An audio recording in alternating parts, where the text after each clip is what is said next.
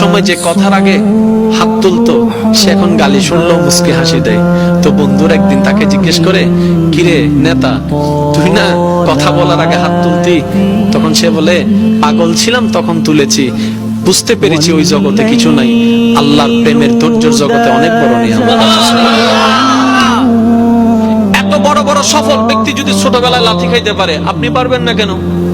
আর সবার কথা বাদ দেন, ও নবী, আপনি শুধু একবার বলতেন জিবরাইল উল্টাই দিত, আপনি বললেন না কেন? নবী রাহমাতুল লিল আলামিন বলে, পাওয়ার থাকার পরও যে পাওয়ার দেখায় না সে তো সত্যিকার পাওয়ারফুল ব্যক্তি। সুবহানাল্লাহ।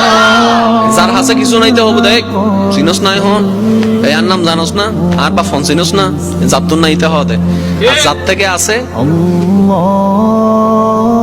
যার থেকে পাওয়ার আছে সে কি চুপ। যার থেকে সত্যিকার ক্ষমতা থাকে সে কখনো কথা বলে না।